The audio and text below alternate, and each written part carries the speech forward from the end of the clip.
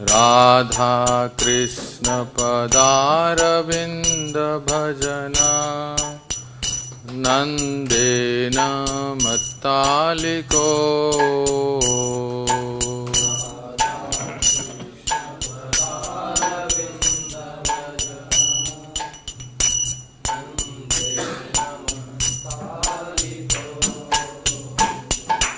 वंदे रूप सनातन रघुजुगो श्रीजीव गोपालको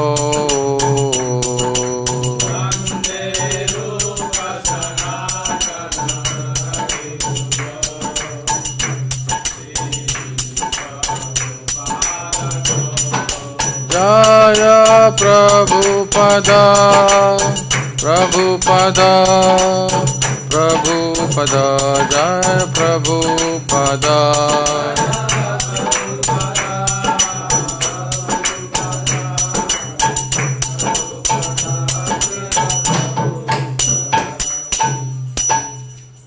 श्रील प्रभुपाद की जय। ओम नमो भगवते वासुदेवाय ओम नमो भगवते वासुदेवाय ओम नमो भगवते वासुदेवाय ओम अज्ञानतिमिरान्धस्य ज्ञानाञ्जनशलाकया चक्षुरुन्मिलितं येन तस्मै श्रीगुरवे नमः। श्रीचैतन्यमनोभीष्टं स्थापितं येन भूतले स्वयं रूप कदा मह्यं ददाति स्वपदान्तिकं वन्देऽहं श्रीगुरोः श्रीयुतापदकमलं श्रीगुरून् वैष्णवांश्च श्रीरूपं साग्रजातं सहगणरघुनाथान्वितं तं सजीवं साद्वैतं सावधूतं परिजनसहितं कृष्णचैतन्यदेवं श्रीराधा कृष्णपादान् सहगणा ललिता श्रीविशाखान्वितां च नमो विष्णुपदाय कृष्णप्रेष्ठाय भूतले श्रीमते भक्तिवेदान्त स्वामिनिति नामिने नमस्ते सारस्वती देवे गौरवाणी प्रचारिणे निर्विशेषशून्यवादी पाश्चात्यदेशतारिणे वाञ्छकल्पतरुभ्यश्च कृपासिन्धुभ्यः पतितानां पावनेभ्यो वैष्णवेभ्यो नमो नमः। जय श्री कृष्ण चैतन्य प्रभु नित्यानंद श्री अद्वैत गदाधर श्रीवासादि गौरभक्तवृंद हरे कृष्णा कृष्ण कृष्ण हरे हरे हरे राम राम राम हरे हरे। हो जी एक मिनट है जस्ट अभी स्टार्ट मत कीजिए क्योंकि फोन आ रहा है। प्रेम प्रकाश वो क्या कह रहे हैं?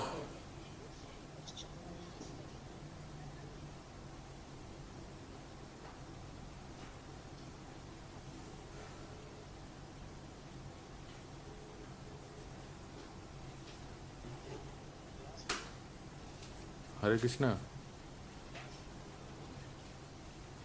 मैं क्लास में हूँ, आप कब आएंगे? ये मुझे याद दिला रहे हैं क्लास है करके। प्रेम प्रकाश वो कह रहे हैं क्लास है प्रभु जी। मैंने कहा मैं तो क्लास में हूँ, आप कब आएंगे? हाँ सही में करना चाहिए। दुनिया भर के मैसेज सब देखते रहेंगे, क्लास का मैसेज देखना चाहिए ना।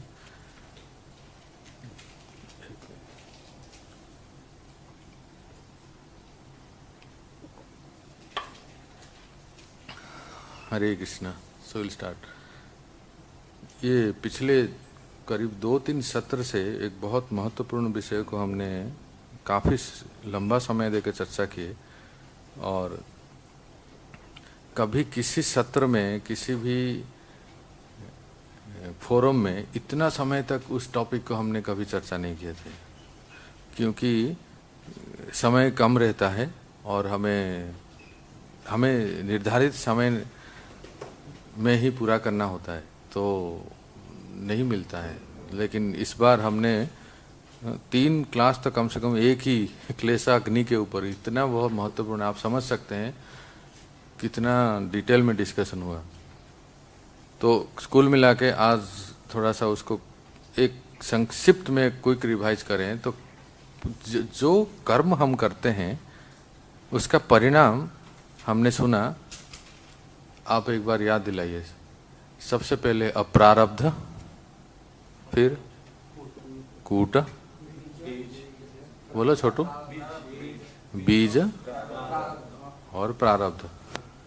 ठीक है, तो ये भक्ति रसामृत सिंधु में जो उपदेश श्रील रूप गोस्वामी पाद पद्म पुराण से श्लोक के उद्धृत करके कहते हैं। इसी तरह ही सामान्यतः अप्रारब्ध और कूट को एक में ले लेते हैं।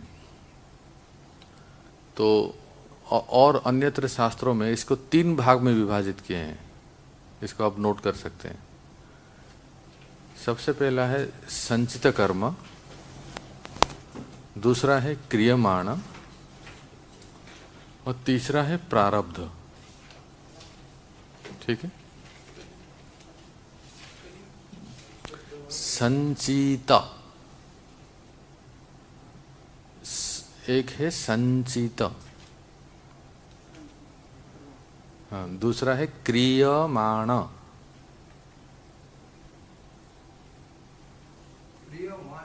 क्रियमाण और तीसरा है प्रारब्ध। ये संचित क्या है? वही जो हम कहते हैं अप्रारब्ध और कूट। अप्रारब्ध प्लस कूट ब्रैकेट में लिख दीजिए, वो है संचित।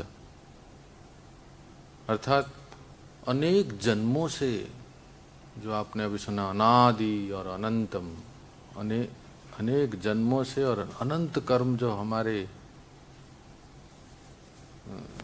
गच्छित है, जिसका हमने फल अभी तक भोगना शुरू नहीं किया।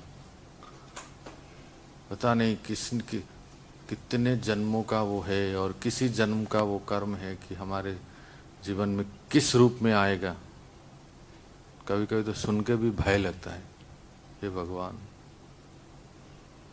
अभी हम सब बैठे हैं, कल परसों पता चले हम में से किसी को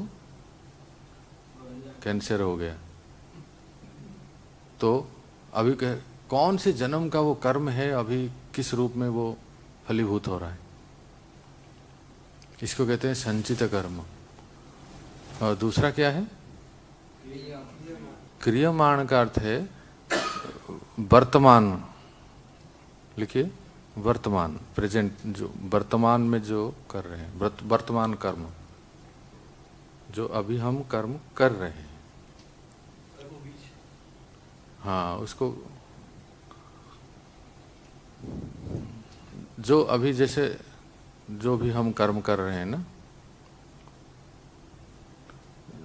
खाना पीना, सोना, पैसा कमाना,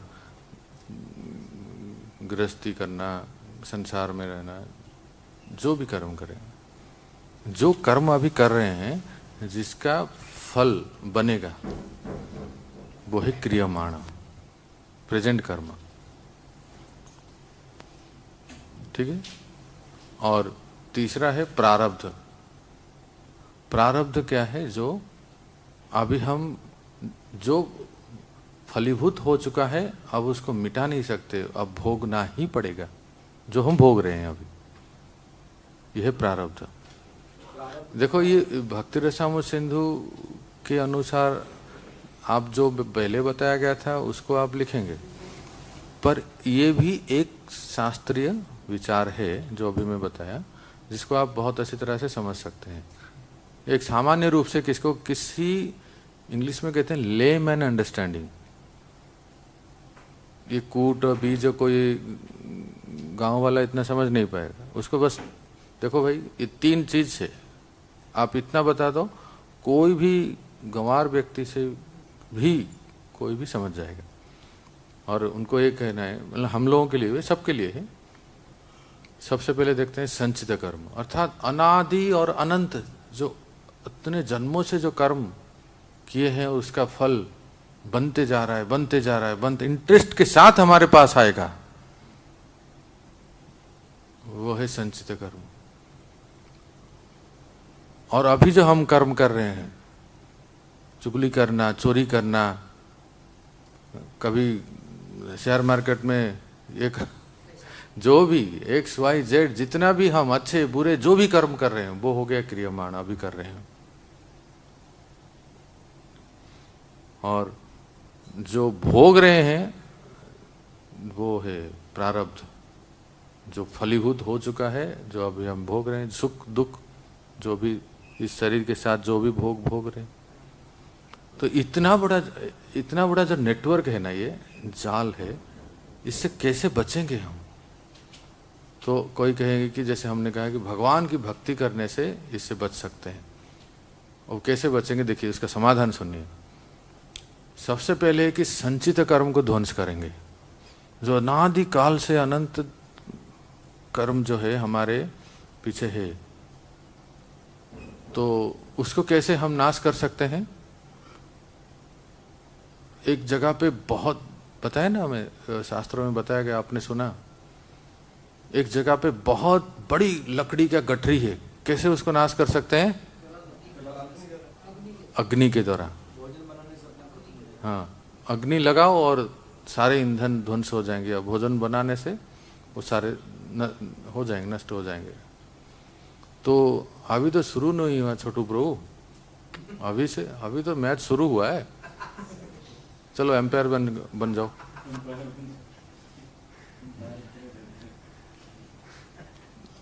तो संचित कर्म जो है, जो अनादि और अनंत है, उसको भगवान की भक्ति से तुम नाश कर सकते हैं।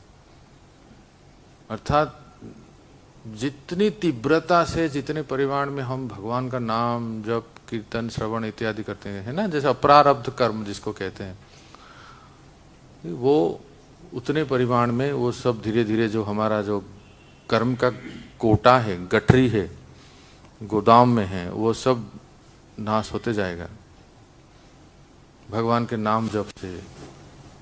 नाम सबसे बड़ा प्रभावशाली है। इस कर्म को नाश करने के लिए सबसे बड़ा प्रभावशाली रामबाण क्या है? हाँ, जामिल प्रसंग में आपने सुना होगा, कथा में और भागवतम में भी, कि पूज्य महाराज जी कथा में कहते हैं और भागवतम में लिखा भी है, जिस दिन पहली बार अजामिल ने अपने पुत्र को बुलाया, हे नारायण तू माँ के अंक से मेरे अंक में आओ, माँ के गोद से मेरे गोद में आओ। पहली बार जब नारायण नाम लिए, भगवान के नाम में इतना शक्ति है, अनंत कोटि जन्म के सारे कर्म हो जाते हैं। और कितनी बार उन्होंने नारायण बुलाया। नारायण स्कूल गया कि नहीं? नारायण स्कूल गया? नारायण और क्या? नारायण वीडियो गेम खेल रहा है। नारायण भोजन किया। तो ये तो पूरा नामाभास हो गया। जब देखो नारायण नारायण नारायण, इतना आसक्त था उस बच्चे से, नारायण नारायण नहीं होता। तो एक बार नहीं, कितनी बार नारायण नारायण बोले होंगे। और उस नाम का प्रभाव ऐसा है कि वो उसके सारे जितने पाप कर्म किए थे वो सब नाश हो गए। ये प्रसंग भागवतम में इसलिए रखा गया भक्तों, इसमें एक त्रुटि हो गई पुलिस डिपार्टमेंट से। उन्होंने यमराज के डिपार्टमेंट में उन्होंने नाम का प्रभाव देखा ही नहीं कि इसने नाम भी लिया है। यमदूत लोग इसलिए तो आ गए थे, उन्होंने ये नहीं देखा, पाप का गिनती तो किए पर नाम का गिनती नहीं किए थे। तो इसलिए संचित कर्म को नाश करने के लिए एक बहुत प्रभावशाली अस्त्र है हरे कृष्णा हरे कृष्णा हरे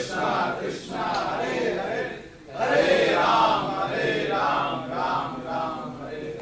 पर भक्त लोग कर्म को ध्वंस करने के लिए नाम जप नहीं करते हैं। अरे ये गैस सिलेंडर बहुत हो गया, चलो इसको खत्म करना है। भक्त लोग नाम जप किस लिए करते हैं? प्रेम भक्ति को प्राप्त करने के लिए उसका बाई प्रोडक्ट क्या है? पाप नाश हो जाता है, कर्म नाश हो जाता है, कर्म का फल सब नष्ट हो जाता है। ठीक है, संचित कर्म का समाधान हो गया। और बच्चे कौन? क्रियमाण। क्रियमाण कैसे शुद्ध होगा? अर्थात वर्तमान कर्म को हमें शुद्ध करना है ताकि और कर्म ना बने। हाँ, कृष्ण कॉन्शियस कर्म करें। अगर वर्तमान कर्म को हम शुद्ध कर देंगे तो फिर और अप्रारब्ध नहीं बनेगा, अप्रारब्ध नहीं बनेगा तो कूट नहीं बनेगा, कूट नहीं बनेगा तो बीज नहीं बनेगा, बीज नहीं बनेगा तो प्रारब्ध नहीं बनेगा। तो वर्तमान कर्म को शुद्ध कर दे। वर्तमान कर्म को शुद्ध कैसे करें? इस तरह से कभी भी आप किसी सभा में जाते हैं ना, ये तीन चीज को आप जनता को समझा दीजिए, देखिए कंसेप्ट पूरा क्लियर हो जाएगा और तुरंत वो माला पकड़ लेंगे। याद रखिए, संचित, क्रियमाण और प्रारब्ध। संचित तो हो गया, भगवान नाम जप से आपके जितने भी सब पूर्व के कर्म सब नाश हो जाते हैं। और क्रियमाण कर्म कैसे शुद्ध होगा? क्रियमाण अर्थात वर्तमान जो कर्म कर रहे हैं वो कैसे शुद्ध होगा? कहते हैं कि 4 नियम को पालन करें। वर्तमान तो पाप ना करें, भक्ति के कार्य को करें, भक्ति के साधनों को करें, विशेष करके 4 पाप से दूर रहें। No meat eating, no intoxication, no gambling, no illicit. तो ये 4 पाप से दूर हो गए और भक्ति कर रहे हैं तो कर्म को अर्पण करें। इसको लिख लो, कर्मार्पणम। गृहस्थों के लिए बहुत अच्छा एक विधान है। कायेन वाचा मनसेन्द्रियर्वा बुद्ध्यात्मना वानुसुत स्वभाव, जो भागवतम का श्लोक है। या तो फिर गीता से क्या बोलेंगे, यत् करोसि यदस्नासि यज्जुहोसि ददासि यत्, वो भी कर्मार्पण है, कर्मयोग। किसी को भक्ति में शुरू करने के लिए सबसे पहला स्टेप क्या जानते हैं? कर्मयोग। रे भाई, जो खाते हो वो थोड़ा अर्पण कर लो।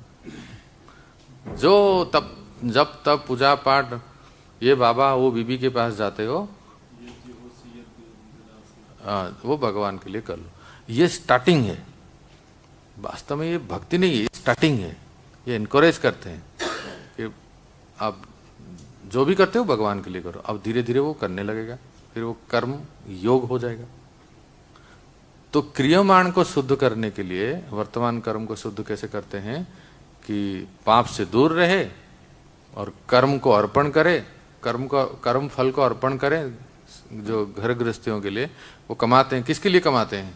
अपने घर गृहस्थी के लिए, परिवार पालन पोषण के लिए। लेकिन उसमें बंधन है। कर्म करो तो बंधन है, कर्म ना करके रह नहीं सकते, बीच में फंस गए। कोई समझा नहीं ना अभी जो बोला मैं? कर्म करो तो कर्म बंधन लगेगा, कर्म ना करो तो कर्म के किए बिना रह नहीं सकते। अब बीच में हो गए ना। उसके लिए अकर्म शब्द है, जो हम भक्ति के लिए भगवान के लिए कर्म करते हैं वो अकर्म है। हाँ, कर्म किया भी और उसका बंधन नहीं जी, तो वो अकर्म है। अब कोई संपूर्ण जीवन भगवान के सेवा में दे दिया तो सारा कर्म तो भगवान के लिए हो गया। लेकिन कोई गृहस्थ है, अपना परिवार पालन पोषण के लिए धन अर्जन कर रहे हैं, उसके लिए क्या करना चाहिए? अर्पण करें, भगवान को अर्पण करें। यही तो कह रहे हैं, कायेन वाचा मनसेन्द्रियर्वा। इसका अर्थ क्या है? और यही तो है कि जो भी हम कर्म करते हैं उसका फल भगवान को अर्पण करें। अर्थात जो भी है, जो भी हमें उसका फल मिलता है, कुछ कृष्ण बलराम को डोनेशन दे दे। सीधी सी बात है। इससे हम कर्म फल से मुक्त हो जाते हैं। जो भी है वैष्णव, गुरु वैष्णव और भगवान को सेवा में लगाएं, जितना भी जैसा संभव हो। इससे क्या है ना, हम जो कर्म का फल जो हमें मिला है वो किसी भी उपाय से अगर अर्जन किया हो, लोग हो सकता है उसमें कुछ त्रुटि हो, कुछ व्यापार में या बिजनेस, व्यापार या नौकरी में किसी प्रकार से अगर धन में कुछ दोष है, वो धन की शुद्धि होती कैसी है? दान देने से, है ना। तो ऐसे हमने पाप कर्म से बच गए, 4 पाप से मुक्त होके कर्म के फल को भगवान को अर्पण किए तो क्रियमाण कर्म शुद्ध हो गया, वर्तमान कर्म शुद्ध हो गया। और बचा तीसरा, क्या है? प्रारब्ध। प्रारब्ध का कैसे समाधान करें? बोलो ललित कृष्ण बो, हरि बोल, आपसे पूछ रहा हूँ। वो पीछे देख रहे हैं वो। संचित कर्म तो सुन लिया, और क्रियमाण कर्म को शुद्ध हो गया, और बचा प्रारब्ध। उसके लिए प्रारब्ध के लिए उसको एक श्लोक है ना, हाँ, जिसमें कहते हैं कि उसको तत्तेनुकंपा, हाँ, तत्तेनुकंपा सुसमीक्षमाण भुंजान एवात्म कृतम विपाकम हृत वाक बपूर्भीर विदधांग नमस्ते जीवे तयो मुक्ति पदे सदाए। भगवान ब्रह्मा जी कहते हैं प्रारब्ध को इस तरह से सामना करना है कि इसको भगवान की अनुकंपा, कृपा समझ के वो किसी भी रूप में आए उसको स्वीकार करना। किसी भी रूप में आए। परीक्षित महाराज के सामने किस रूप में आया? तक्षक के रूप में आया। चित्रकेतु महाराज के सामने किस रूप में आया? माता पार्वती के श्राप के रूप में आया। अम्बरीश महाराज के सामने किस रूप में आया प्रारब्ध? दुर्वासा मुनि। और कृत्या प्रहलाद महाराज के सामने किस रूप में आया? हिरण्यकश्यप के रूप में, है ना। तो ऐसे अनेक, ये तो केवल दुख कष्ट की नहीं है, सुख भी आते हैं प्रारब्ध के। आज हम पढ़ेंगे प्रारब्ध से सुख भी मिलता है। जैसे और कोई उदाहरण बताइए। ध्रुव महाराज के सामने प्रारब्ध कैसे आया? हाँ, राज्य, ब्रह्म राजपद के रूप में। अपने पिताजी के बाद उनको राज्य मिला। अजामिल तो शरीर पूरा करके गए। ध्रुव महाराज राजा बने ना, तो प्रारब्ध है उनके उनके उनके भाग्य में राजयोग था। मोदी जी के भाग्य में राजयोग है ना, इसलिए 2 बार राजा बने। तो प्रारब्ध इस रूप में भी आता है। किसी ऐसा मत सोचे कि प्रारब्ध मतलब अरे ये तो शनि है। शनि हमेशा विकराल नहीं होता है। अगर एस्ट्रोलॉजी के अनुसार देखें तो हम लोग प्राय ऐसे मान लेते हैं उसका दोष है, पर एक ज्योतिष शास्त्र के अनुसार शनि अगर पर्टिकुलर ग्रह में रहे तो वो तरक्की कर देगा। जानते हैं आप, हमेशा वो नाश नहीं करता है। हाँ, उसका पोजीशन क्या है। तो उसी प्रकार से ये नहीं सोचना चाहिए प्रारब्ध जो है हमेशा बस वही दुख कष्ट के रूप में ही आता है। वो उसमें आता है और सुख में भी आता है। किसको अचानक आप देखेंगे, वही एक तरह से देखा जाए ना, कौन जानता था भारतवर्ष में चाय बनाने वाला, चाय बेचने वाला एक बच्चा एक दिन देश का राजा बनेगा। इसको प्रारब्ध कहते हैं। हम आप जैसे कोई एक भक्त महंत साधु उत्तर प्रदेश के मुख्यमंत्री बनेंगे, है कि नहीं। तो एक प्रारब्ध। कहते हैं बकरी चराने वाला एक लड़का और इस समग्र ससाग्र भारतवर्ष के एक छत्र सम्राट बना चंद्रगुप्त मौर्य। इसको प्रारब्ध कहते हैं, है ना। कोई नहीं जानते थे ऐसा कब कैसे हो जाए, किसके प्रारब्ध में क्या आ जाए। हम लोग जब मधुशेषपुर जानते हैं, हम लोग गौर सुंदरपुर के साथ प्रभुपाद वाणी आश्रम में रहते थे। दिल्ली से एक लड़का आता था, हमारे साथ ही रहते थे, आश्रम में रहते थे हम, विवेक बिंद्रा जी। हाँ, आज देखो क्या पूरे जगत में इतना फेमस है ना। हमारे साथ आते थे ना, आश्रम में रहते थे। हाँ, और साथ में रहते थे, प्रसाद लेते थे। अब इनको मिलने के लिए भी अपॉइंटमेंट लेना पड़ेगा। इसको कहते हैं प्रारब्ध। हाँ, ऐसे सीधा साधा कोई। तो प्रारब्ध हमेशा जरूरी नहीं कि वो ऐसे कष्ट में आए। तो प्रारब्ध को कैसे हम उसको सामना करें, उसको भोग के ही सामना करना पड़ेगा। इसलिए घबराना नहीं चाहिए, अरे पता नहीं मेरे प्रारब्ध में क्या होगा। इसी श्लोक में यही श्लोक हमें दिलासा देता है। तत्तेनुकंपा सुसमीक्षमाणं भुंजान एवात्मकृतम विपाकम, मेरे द्वारा कृतम विपाकम। ब्रह्मा जी कहते हैं भक्त का मनोभाव कैसे होता है, ये मेरे कृत कर्म ही है, वो भगवान को दोष नहीं देता है। जीवन परिवर्तन कर देगा भक्तों, मोटिवेशनल स्पीकर की जरूरत नहीं, भागवतम का एक श्लोक हमारे लाइफ को चेंज कर सकता है। लोग कहां कहां जाके कितना मोटिवेशनल टॉक सुनते हैं और किताबें पढ़ते हैं, सब कुछ वैदिक साहित्य में। व्यक्ति अगर ये जान ले कि जो भी हमारे जीवन में आता है अप्स एंड डाउन्स, ये मेरे कृत, मेरे ही कोई कर्म का ये परिणाम है जो इस रूप में आता है।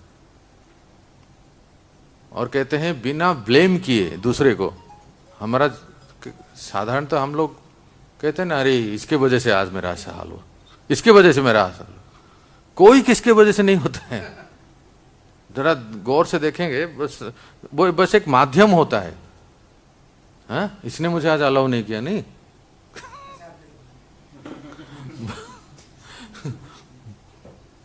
तो ये एक माध्यम होता है। अगर किसको अगर सही में मिलने वाला है ना, 10 बजे भी आओ तो पूरा प्लेट रखा रहेगा, am I right? और किसको अगर सही में नहीं मिलने वाला, 9 बजे भी नहीं मिलेगा, उसको गेट से बाहर निकल। कृतम विपाकम, किसी भी अपने ही कृत ही जो है किसी भी रूप में हमारे सामने आता, ऐसा मान के, ऐसा सोच के,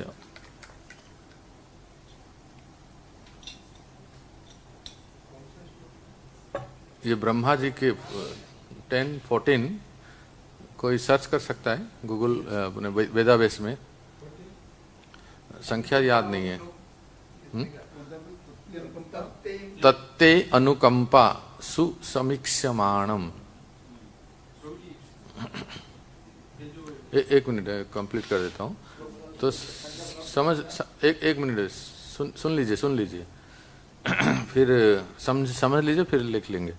तो इस तरह से जो जिस रूप में हमारे सामने आते हैं उसको अपना ही कृत कर्म का फल समझ के और भगवान की कृपा समझ के जो सहज स्वीकार कर लेते हैं, वो भगवान के धाम जाने के लिए दाएं भाग हो जाते हैं, योग्य हो जाते हैं। दाएं भाग को कौन समझाएगा? जैसे जो उसके इनहेरिट जन्म जन्म अधिकार है, पिता का संपत्ति पे पुत्र का अधिकार ही होता है। उसी प्रकार से भगवान के धाम जाने के लिए हम सबका वो अधिकार हो जाता है। जो इस भाव में जीवन में जो भी परिस्थितियां आते हैं उनको स्वीकार करते हैं। किस भाव में स्मिरण पु, किस भाव में? हमारे प्रारब्ध का क्या फल है ये, और इससे हमें भगवान अपने करीब लेते हैं।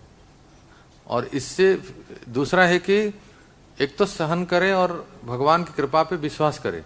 तीसरा इसके साथ साथ हम दूसरे को आक्षेप ना करें, बस एक माध्यम होते हैं। क्या परीक्षित महाराज ने तक्षक को गाली दिया? क्या वो तक्षक जो समीक ऋषि के पुत्र का नाम क्या था? श्रृंगी, उसको गाली दिया? कितना महान विचार है, कितना ऊंची चेतना है। हाँ, बल्कि श्रृंगी ने ही उनको उल्टा श्राप दे दिया था और परीक्षित महाराज ने कुछ नहीं कहा। तो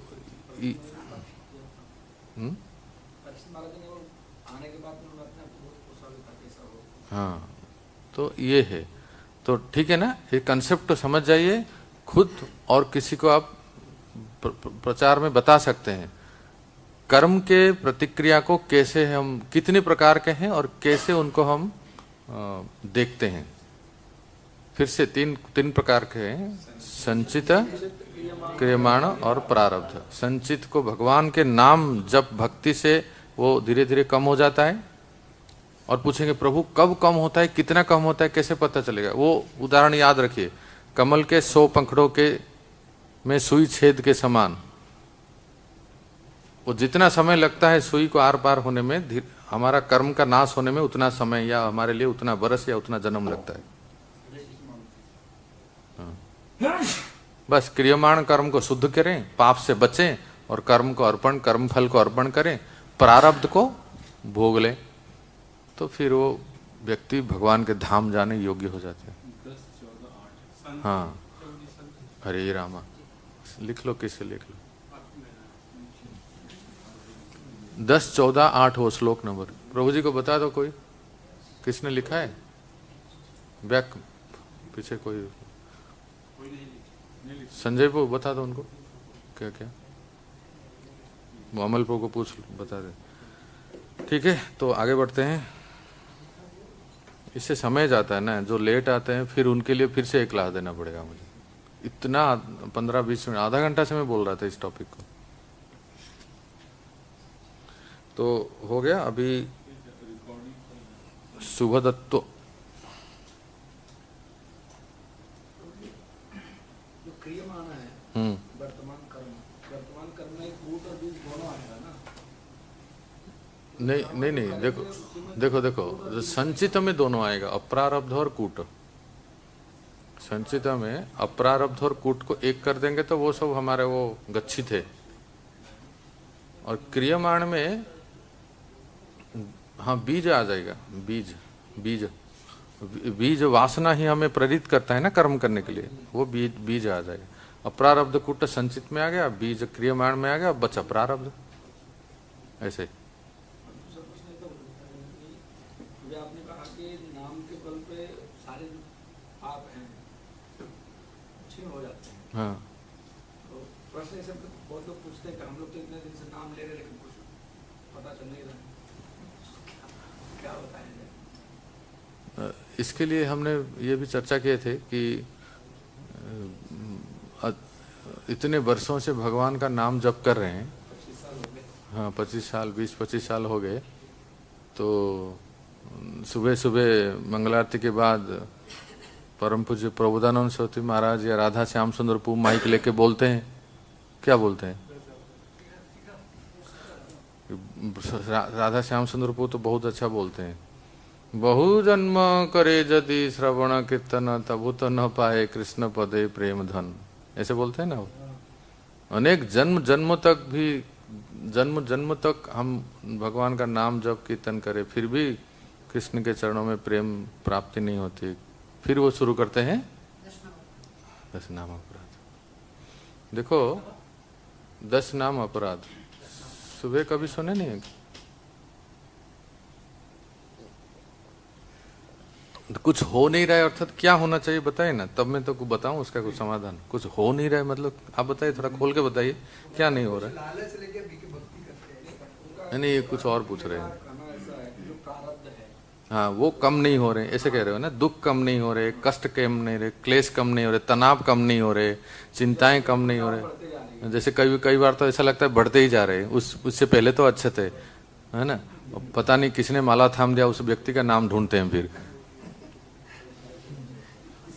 किसने दिया पहले हमें, कौन फंसा दिया? पास में गांव है, वहाँ हम लोग गए थे, बच्चे लोगों ने लिया था। तो जब से लिया बोलता, जब से हमने माला करते तब से हमारा तो जॉब भी छूट गया, सब पैसे भी और फिर माला करना छोड़ दिया। फिर उसको गाड़ी मिल गई, काम आने लग गया। बोलता माला में कर रहा था तब तो सब चला गया, माला छोड़ दिया फिर मेरे को काम मिल गया, इसलिए माला नहीं कर रहा। तब उसको क्या किया जाए, उसको कैसे समझाएं? देखो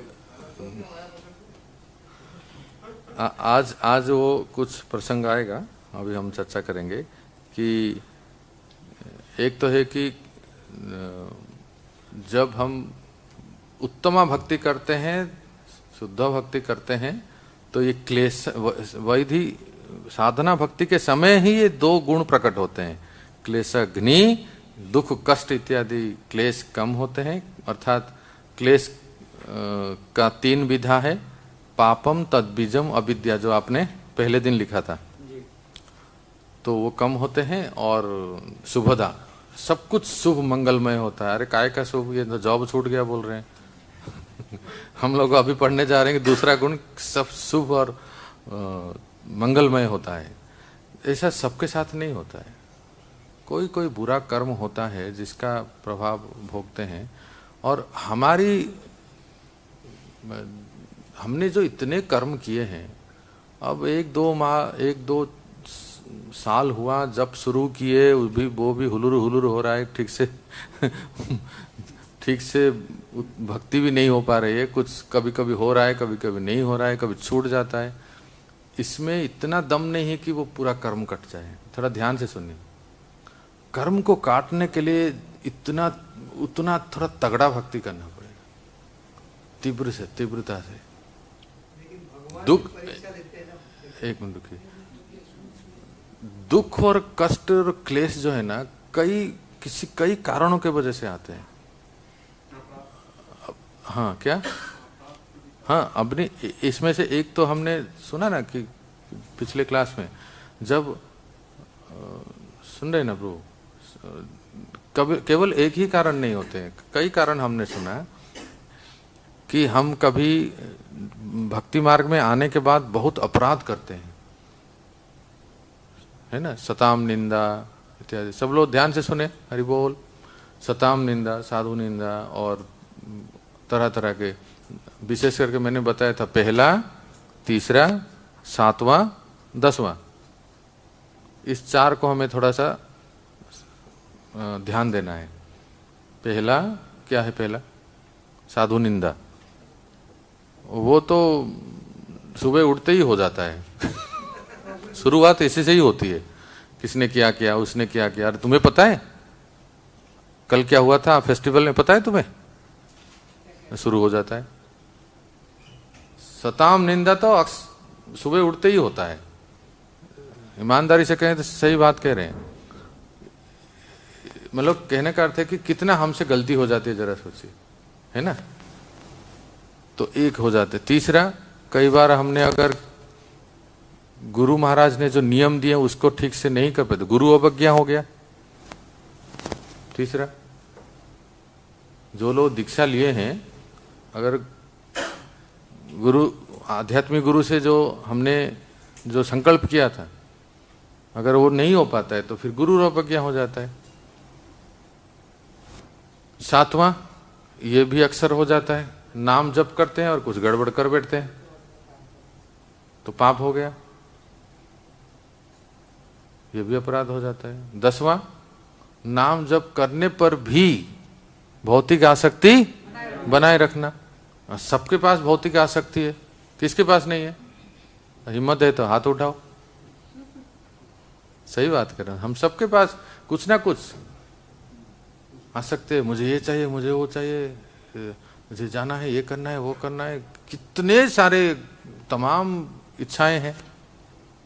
और इच्छाओं की बात तो क्या कहें, नाम जप के समय सब सारा मास्टर प्लानिंग उस समय होता है कि नहीं। भगवान सुबह सुबह जब जप करते हैं उस समय उसने मुझे ये कहा, आज देख लेता हूँ इसको, आज मैं देख लेता हूँ, आज ये करना है, अच्छा वो कल तो मुझे वहाँ जाना है ना, अरे माय गॉड, वो उसके बाद वहाँ मैंने सेविंग किया था, ये कर। सारा जो आपका पंचवार्षिक योजना है वो वही 5:30 बजे ही शुरू होता है। जैसे आपने माला शुरू किया बस चालू हो जाता है। तो बताओ कहाँ से हमारे कर्म कटेंगे प्यारे भक्तों। वो कह रहे हैं कि कहाँ इतना साल से जप कर रहे हैं फिर भी कुछ कहाँ हो नहीं रहा है, ये बात है। सुविधा, सुविधा, वो आप मुझे बोलने देंगे तब ना कुछ बोलूं, वही पुरानी बातों को ही लेके बैठे। सुविधा अभी सुनेंगे, अभी चर्चा होगी, सुनेंगे। पर सर्वेश क्या हुआ, सर्वेश्वर प्रभु, सारग्राही प्रभु, बात यही है कि एक तो अपराध हो जाते हैं, दूसरा किसी व्यक्ति का इतना प्रगाढ़ कर्म का कोटा है कि उसको समय लगता है, जैसे मैं एक उदाहरण दूं, आप लोगों को अनुभव होगा, कोई भक्त किसी तरह से भक्ति मार्ग में आ गए, भक्ति कर रहे हैं, पर किसी पिछले जन्म का पाप और कोई बुरा कर्म इतना उसको बाधा देता है कि वो तीव्रता से भक्ति कर ही नहीं पाते, और फिर मन विषय में चला जाता है, संसार में चला जाता है। आप मंदिर में देखो वो ऐसे आते हैं, डोलते हैं पागल की तरह, कभी कभी बोलते हैं अरे ये भक्त तो बड़ा अच्छा था, पता नहीं किसी पूर्व जन्म का कुछ ऐसा बुरा कर्म है कि वो जिसके वजह से वो व्यक्ति फिर से संसार में चला जाता है, विषयों में चला जाता है। कई भक्त ऐसे आज देख नहीं रहे हैं, है ना प्रभु? आज से 5 साल पहले वो थे, आज देख रहे हैं वो चेहरा है ही नहीं मंदिर में। हर जगह पे ऐसी स्थिति है। तो बात यह है कि वो कमल शतपत्र वेद न्याय की तरह हमारी भक्ति इतना तीव्रता नहीं हो रही कि हमारे सारे संचित अप्रारब्ध कर्म को नष्ट कर दे, पर करता है। जब जैसे जैसे हम नाम जप करते हैं और भक्ति करते हैं तो सारे कर्म जो है वो हमारे नष्ट होते हैं। पर हमने अनेकों जन्मों से जो कर्म किए हैं, अभी इसी 2023 में जो हमने भक्ति शुरू की, 5-10 साल हुआ, 20 साल हुआ, मुझे थोड़ा समय लगता है। हाँ, अगर कोई अपराध शून्य हो के शुद्ध नाम जप करते हैं तो वो पूर्णतः वो नष्ट हो जाते हैं। पर दुख कष्ट क्लेश जो है, और क्या चर्चा किए थे, और किसके वजह से होता है क्लेशाग्नि में?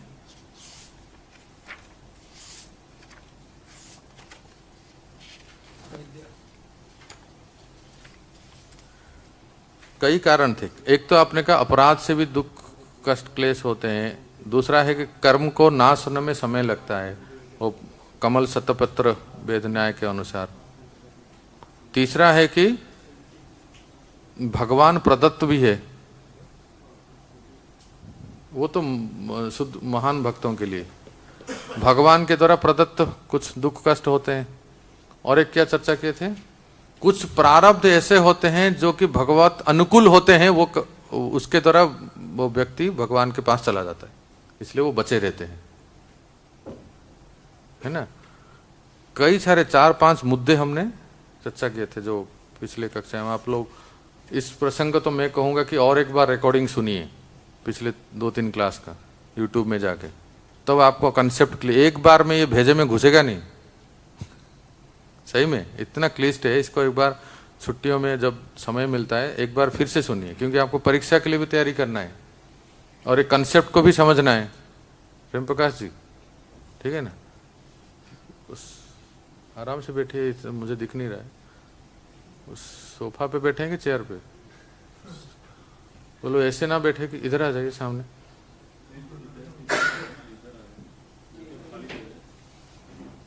किनारे बैठिए।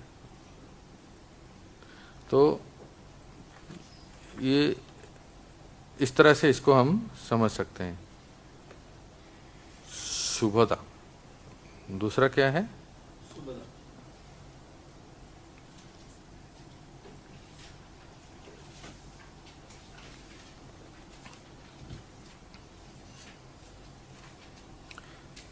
मधुसेस्पु, ठीक है ना। हमारे एक कई ऐसे आप अपने व्यक्तिगत जीवन में देख सकते हो। कई मेरे एक कजिन है, एक बहन है, उनके जीवन में, उनके पारिवारिक जीवन में बहुत सारे समस्याएं आते हैं ऐसे। तो कोई कह सकता है अरे प्रभु जी वो तो भक्ति करते हैं, कोई भी, कोई पुरुष हो या स्त्री, वो तो भक्ति करते हैं, उनके जीवन में इतनी समस्याएं क्यों आती हैं? बात है कि उस समस्या, भक्ति करने से दुख कष्ट और क्लेश कम होते हैं, ये अवश्य। अगर नहीं किए होते तो और कुछ हो जाता है, और बहुत कुछ हो जाता। कर रहे हैं इसलिए थोड़ा कम है। और दूसरा है कि ये सबको पता है, भारतवर्ष में इवन रिक्शा वाला भी जानता है। प्रभुपाद जी कहते हैं कि पता नहीं हमारे कोई प्रारब्ध का बहुत बड़ा बुरा परिणाम है जिसके वजह से हमें वो सामना करना पड़ता है। इसलिए व्यक्ति को वो श्लोक हमें याद रखना है, 10-14-8 है ना, जिससे भक्ति को के ऊपर से विश्वास ना हटे, भक्ति करते रहे। और ये जो हमारा जो भी बुरा कर्म है, जिसका परिणाम हमारे सामने जिस रूप में आता है, उसको सामना करे, और धीरे धीरे सब हो जाता है, कम हो जाता है, और फिर अच्छे दिन आने लगते हैं। पांडवों के भी अच्छे दिन आए सबके जीवन में होता है, अप्स एंड डाउन्स, उतार चढ़ाव होता है सबके जीवन में। इसलिए लोग आते हैं, खूब गिरिराज की परिक्रमा करते हैं, सब दोष जो है कट जाए और अच्छी तरह से कष्ट निवारण के लिए कोई हनुमान जी के पास जाते हैं, कोई इधर गिरिराज के पास, कोई मायापुर उग्र नरसिंह देव, हमारे इस्कॉन मायापुर में उग्र नरसिंह देव की पूजा करते हैं। हाँ, मैंने एक को सजेशन दिया था, मेरे को ऑनलाइन पूजा भी होती है, आपके नाम और गोत्र बताइए, ऑनलाइन पूजा होती है, आप बुकिंग कीजिए, आपके नाम और गोत्र लेके वहाँ इस्कॉन मायापुर में पुजारी 108 तुलसी पता चढ़ा देंगे। और क्योंकि सब लोग तो नहीं आ पाए थे ना देश विदेश से, अरे बड़े प्रख्यात है मायापुर नरसिंह देव, ऐसा कम मत समझिए। आपके जीवन में कोई भी अगर कष्ट विपत्ति इत्यादि आती है ना, और इतना दृढ़ विश्वास है उग्र नरसिंह देव भगवान मायापुर धाम में, तो उसका ऑनलाइन बुकिंग होता है कि आप, उसका कुछ फीस है, वो भी आप करते हैं तो पूछेंगे आपका नाम और गोत्र बताइए, और वो पुजारी वहाँ अर्पण कर देते हैं, आपके लिए पूजा कर देते हैं। अगर सौभाग्य है तो आप अगर मायापुर कभी जाते हैं तो आपके सामने वो पूजा करके देते हैं, ऐसा भी होता है। भगवान के ऊपर दृढ़ विश्वास है, भगवान सबकी रक्षा करते हैं, करते भी है। हमारे ब्रज में गिरिराज जी है, गिरिराज जी की परिक्रमा और पूजा, दुग्धाभिषेक मुखारविंद में आप अपने लिए कीजिए, किसी व्यक्ति के लिए, जिसके लिए भी आप करना चाहते हैं कीजिए। देखिए, अशेष क्लेश नाशाय परमानंददायिने नमस्ते गिरिराजाय श्री गोवर्धन नामिने। बोल गिरिराज धरण की। सुभदा निकालिए, सुभदा लेसाग्नि के बाद।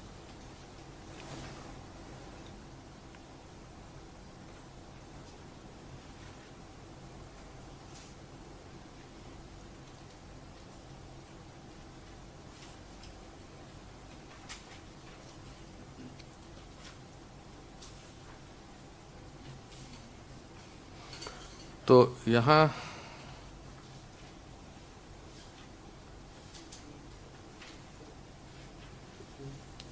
वैदिक साधना भक्ति में का वैशिष्ट्य दूसरा है कि कृष्ण भावनामुद सर्वमंगलकारी है, शुभदत्व है। ठीक है, जो भगवान की भक्ति करते हैं उसके जीवन में सभी शुभ मंगल, सभी सब कुछ शुभ और मंगलमय होता है। सबको मिला पेज नंबर 8 एनओडी।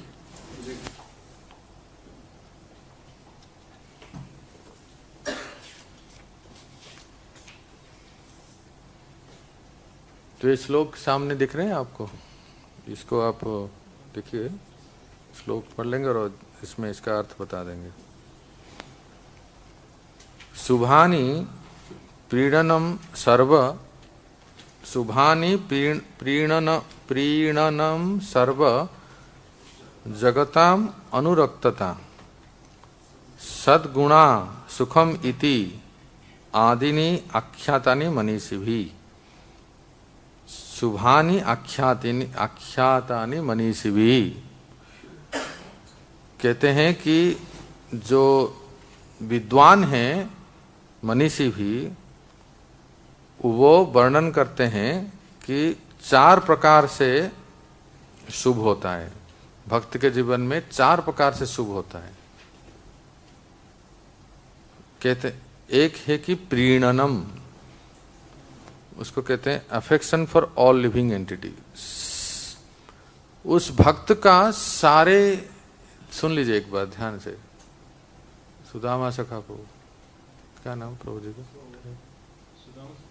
खड़े हो जाइए प्रभु।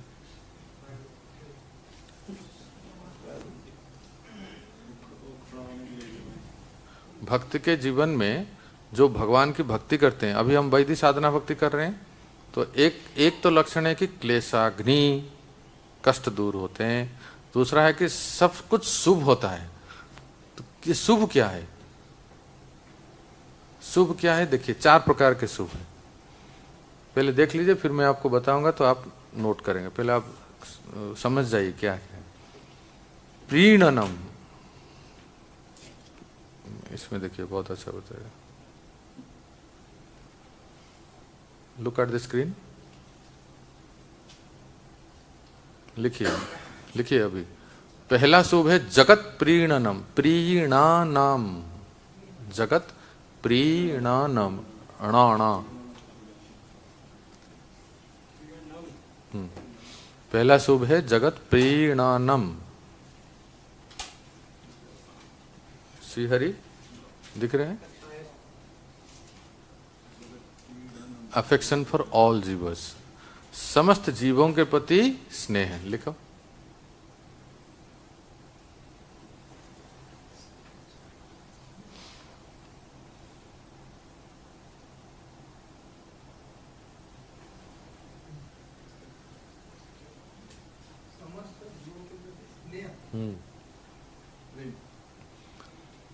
दूसरा है सर्व जगतम अनुरक्ता, दूसरा शुभ। बीइंग अट्रैक्टिव, सारे जगत को आकर्षित होते हैं।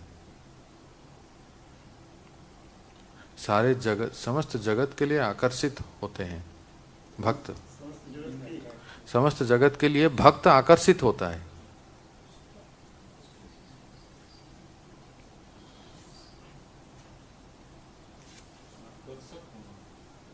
आकर्षक, आकर्षक होता है।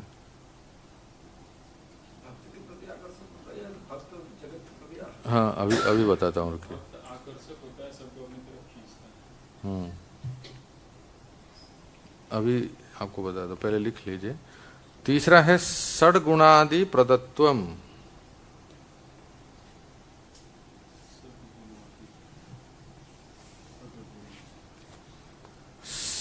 सद्गुणादि प्रदत्वम, बेस्टोल ऑफ ऑल गुड क्वालिटीज। समस्त गुण से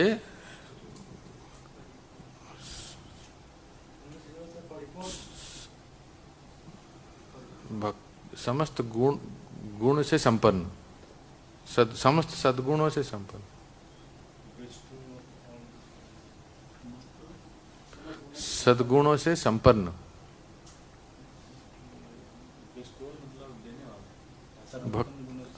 एग्जैक्टली तो मीनिंग नहीं, लिटरल मीनिंग नहीं हो सकता।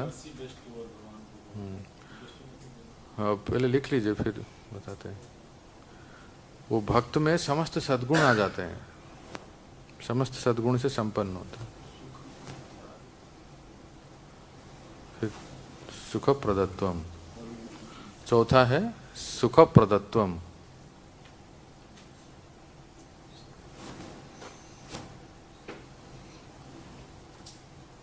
बेस्टोल ऑफ हैप्पीनेस। हिंदी में सुख प्रदान करता। हाँ, नहीं,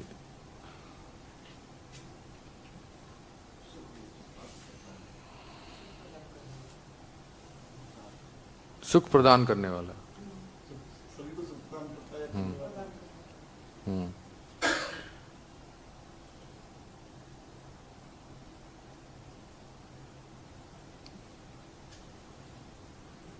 तो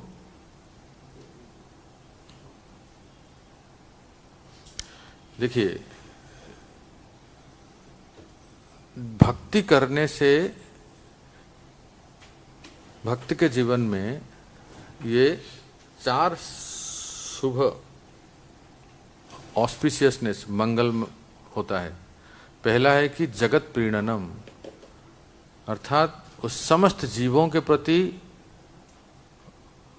उसका, आपने लिखा, क्या लिखा है? समस्त जीवों के प्रति सहज स्नेह या प्रेम प्रकट होता है।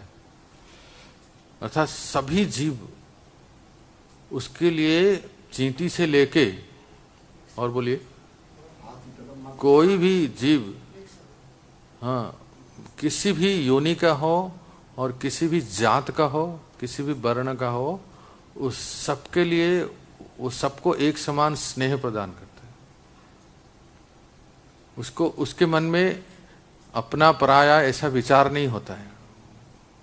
ये भक्त का ये भक्त का शुभ लक्षण है। ये मेरा है, अपना है, अपने बिरादरी का है, मित्र मंडल है, अपने जाति भाई, गुरु भाई, ये सब नहीं रहता है उसके लिए। सभी जीव जो हैं, सभी मानव समाज नहीं, केवल कुछ लोग तो मानव समाज को अपना मानते हैं, बाकियों को पर जो भक्त होता है वो सभी जीवों के प्रति उसका सहज स्नेह श्रद्धा होता है, किसी के प्रति उसका भेदभाव द्वेष भाव ये सब नहीं होता। ये वैदिक साधना भक्त बनने से पहले ऐसा नहीं होता था। मैं सही कह रहा हूँ? जो भक्त पहले तो अपना और पराया। हाँ, भक्त बनने के बाद, क्योंकि वैदिक साधना भक्ति का लक्षण ही ऐसा है, he is equal to everyone, सबके प्रति उसका स्नेह श्रद्धा होता है।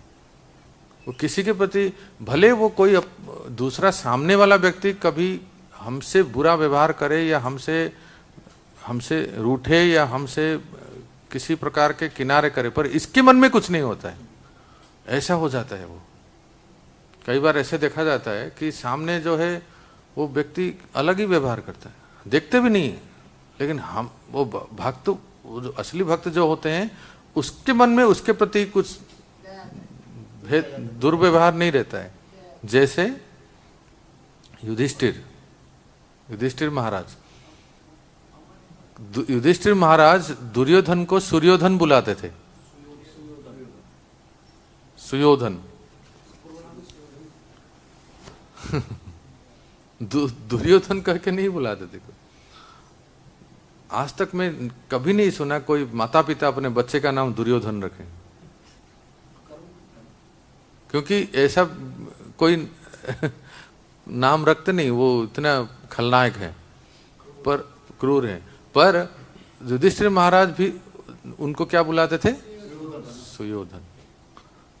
तो ऐसा होता है भक्त।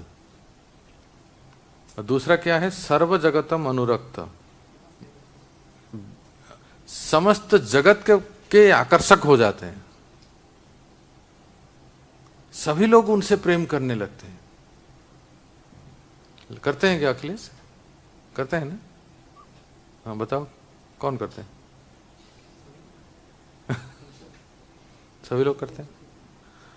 भक्त बनने से पहले करते थे? बिल्कुल नहीं। पक्का अनुभव हो रहा है बलराम को? After becoming devotee everyone loves you. Do you feel जैसा Sindhu Prabhu? This is a symptom of practising devotion. जब हम भक्ति नहीं करते हैं या पूर्व आश्रम में भक्ति में आने से पहले कितने लोग कितने प्रकार से व्यवहार करते थे, सिमरन प्रभु अनुभव है ना? भक्त बनने के बाद उन सबका रवैया बदल जाता है, नजरिया बदल जाता है, सबका आचरण व्यवहार बदलता है। अरे ये तो भक्त बन गया है। अब प्रणाम भी करने लगते हैं। हाँ, जो आप गांव में जाते हो तो लोग क्या बोलते हैं अखिलेश को? बाबा जी आ गए। देखो गांव में जब जाते हैं तो सब लोग पहले तो वो बोलते थे होंगे ये वो उसका लड़का है ना। ऐसे बोलते होंगे, पर अभी भक्त बन गए। मदन मोहन को गांव में जाते हैं तो क्या कहते हैं आपको? बाबा आ गए।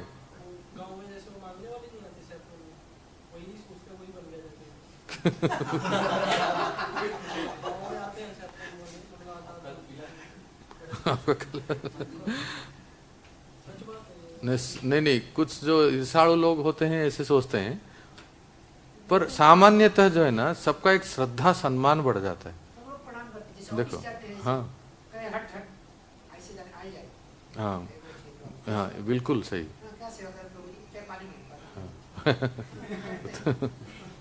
आप कुछ चाय पानी पियेंगे? आप लोग जब जाते हो बाहर प्रचार में, पुस्तक बुक डिस्ट्रीब्यूशन में, है ना, उत्तर भारत में ये तो साधुओं को बहुत मानते हैं।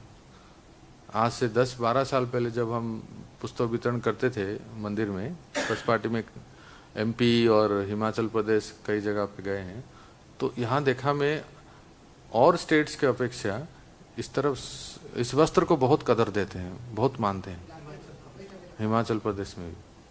हाँ, और जब से योगी जी आए हैं तब तो कहना ही क्या है। हाँ, मतलब लोकल टोल टैक्स में हमें टोल भी देना नहीं पड़ता है, सही कह रहा हूँ। जयपुर जा रहे थे एक बार, आजकल तो सभी टोल टैक्स में फास्टैग आ गए ना, फास्टैग आ गए ना, पर कुछ कुछ लोकल जो टोल होते हैं ना उसमें फास्टैग नहीं रहता है। तो हम जाते हैं कि हरे कृष्णा, लीजिए प्रसाद लीजिए, अरे महाराज जी हाँ ठीक है जाइए जाइए। मैं कई बार ऐसे किया हूँ, बस वो प्रेम से बोलना होता है। एक बार तो सिग्नल टूट गया, अब क्या करें बताओ, राम राम, और कुछ था ही नहीं गाड़ी में, सबको बोला अरे प्रसाद दो प्रसाद दो, सब आ गए अपना रसीद लेके। थोड़ा बहस हो गया और हमने भी थोड़ा समझाया उनको, समझा के फिर बाद में कह रहे हैं कि प्रसाद दो, तो प्रसाद किसके पास था नहीं उस समय। कुछ तो ऐसे राधा गोविंद मंदिर से कुछ ऐसे मिला था जो हाथ में ऐसे बांधते हैं भगवान की प्रसादी, और उसको लिए उस पुलिस वाले के हाथ में बांध दी, राखी बांधते जैसे ऐसे बांध दी। बोले राधा गोविंद जी का प्रसाद है। तो बात करते करते कहाँ से आए हैं, हमने कहा गोवर्धन से आए हैं। हमारा गांव भी गोवर्धन है, ऐसे बोला वो। गोवर्धन के पास ही हम रहते हैं। तो शुभदत्त जगत पूजते हैं, अरे क्या कहें, जगत पूजते हैं।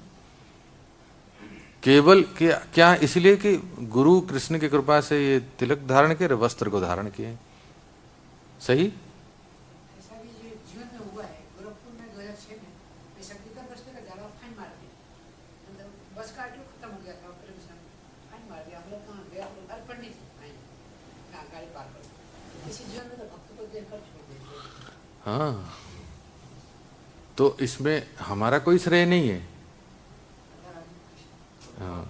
हाँ, देखो भगवान की भक्ति करने से ये शुभदत्त सभी आकर्षित होते हैं और सभी भक्त के प्रति अनुरक्त हो जाते हैं। और तीसरा है सद्गुणादि प्रदत्तम, भक्ति करने से समस्त सद्गुण प्रकट होते हैं। और चौथा है कि भक्ति सुख प्रदत्तम, असीम सुख आनंद प्रदान करता है। किसको सुख आनंद नहीं मिलता है, हाथ उठाओ। प्रभु जी हाथ उठा रहे हैं आपके अच्छा, वो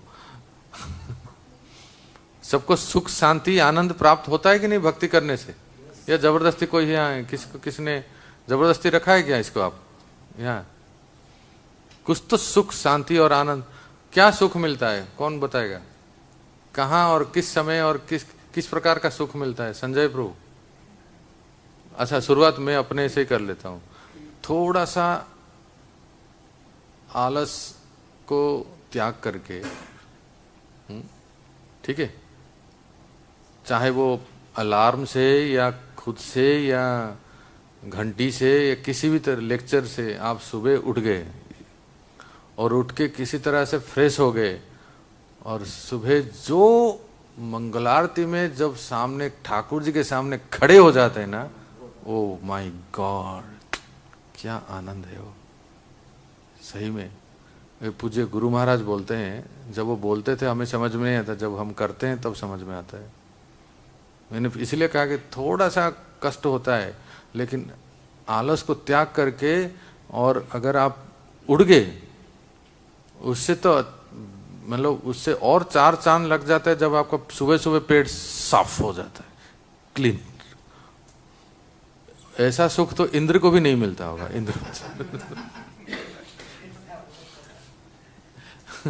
अगर सुबह सुबह आपका पेट साफ हो गया और सुबह नहा धो के पट खुलते ही आप तैयार हैं, और चारों तरफ पूरे टेम्पल हॉल में लाइट बंद और केवल अल्टर का लाइट ऑन, आप केवल कृष्ण बलराम राधा श्याम सुंदर गौर निताई को दर्शन करते हैं, वो जो दिव्य आनंद मिलता है, उसके सामने संसार का कोई भी सुख, आपको ऐसा लगेगा, सबका अनुभव की बात है, बेकार ही लोग सोते रहते हैं।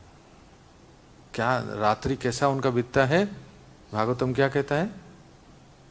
स्त्री प्रसंग से नहीं तो सोने से। इसको कहते हैं आनंद। तो मैंने तो शुरू कर दिया, और कोई एक दो आनंद बताइए सिमरन को। महाप्रसाद खाते हैं, खीर खाते हैं, महाप्रसाद खाते हैं, तो जो आनंद प्राप्त होता है।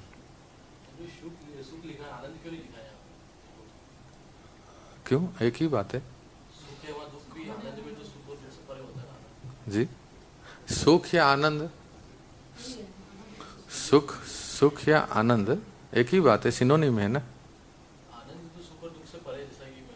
हाँ, तो अभी उसको हम सुनेंगे। सुख भी 3 प्रकार के हैं, सुख या आनंद। हाँ, वो हम सुनेंगे। पर मैं आपको ऐसे इन जनरल पूछ रहा हूँ, भाई आप लोग भक्ति कर रहे हैं कि मर के कर रहे हैं कि सही में थोड़ा बहुत कुछ सुख आनंद मिल रहा है? बताइए निलय प्रभु, बताइए ना। मैं तो शुरुआत कर दिया मंगल आरती से, सिमरन प्रभु महाप्रसाद बोल दिया, और बोलो हरिनाम जप। जय हो। विवेक प्रभु कह रहे हैं हरिनाम जप, और अखिलेश प्रभु जय हो। संकीर्तन में भक्तों के साथ जो नाचने में जो आनंद होता है, हाँ, भगवान के भक्तों सामने भक्तों के साथ, चाहे वो मंगल आरती या गुरु वंदना आरती में भक्तों के संग में जो नृत्य में जो आनंद आता है। और कुछ श्री माधव प्रभु बोलो, कोई कुछ। हाँ, ग्रंथों का अध्ययन, प्रभुपाद जी की पुस्तक और ग्रंथों का अध्ययन करने ये अवसर हमें मिला, नहीं तो कहाँ हमें मिलता। निर्भय हो जाते हैं भक्त लोग कि हाँ, बिल्कुल आस्था भरोसा कृष्ण के ऊपर हो जाता है। आप कह रहे हैं सेवा में भी एक आनंद है, जिसके वजह से कथा श्रवण, भागवतम कथा और क्लास इत्यादि। विवेक प्रभु तो ऐसा लगेगा कि कब 1 बजे तो मैं जाऊं, इतना रुचि है ना। सही बोल रहे हैं क्या? मैं ही बोल रहा हूँ। तो कथा श्रवण में रुचि। बलराम को क्या आनंद आता है आपको? भक्तों, जब भक्त लोग, इतने सारे भक्त लोग प्रसाद खाते हैं, प्रसाद पाते हैं, तो बलराम को आनंद आता है। अमल को आनंद बताइए, आपका कोई आनंद? सब कुछ में।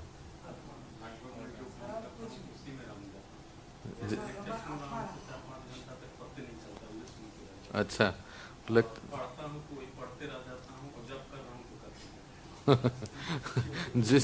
जिस कार्य को कर रहे हैं उसमें ही वो रम जाते हैं, ऐसा है ना। हाँ ठीक है, अच्छी बात है। किसी न किसी में तो आनंद है। सुदामा सखापू बोलो, किस में आनंद आता है आपको? सेवा में। जैसे कौन सी सेवा? आप कौन सा सेवा करते हैं? पुस्तक वितरण। अच्छा, जगन्नाथ मंदिर में भी। तो प्रभु जी को सेवा में सेवा अच्छा लगता है ना। हाँ, आनंद। और बोलो ललित कृष्ण वो प्रेम प्रकाश को बोलो।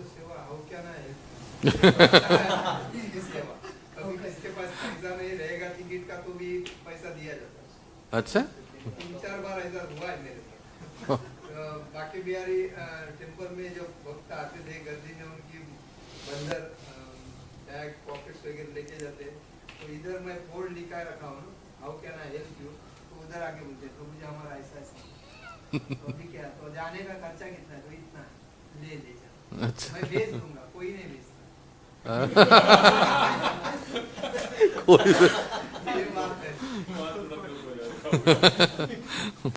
How can I help you, बहुत हेल्प हो जाता है। हाँ, जॉय ऑफ गिविंग। वो कहते हैं ना, खाना जीव का आनंद है, खिलाना ईश्वर का आनंद है।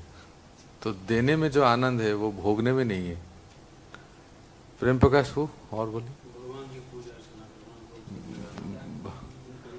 भगवान की पूजा अर्चना करने में एक आनंद है ना। मधुशेष को क्या आनंद आता है? मैनेजमेंट में आनंद आता है। आश्रम की देखभाल, भक्तों लोग बोलते हैं हमारा ये पंखा टूट गया, तो पंखा बनवा लेते हैं, हमको आनंद।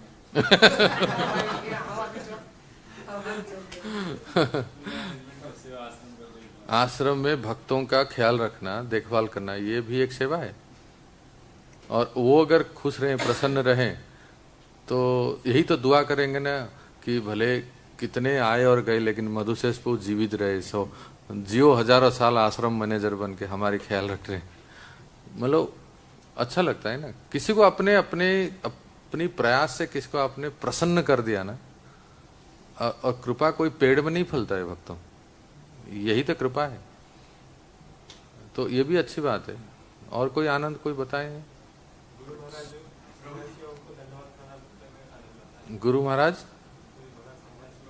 हाँ, संत सन्यासी गुरु महाराज को प्रणाम करने में एक आनंद आता है।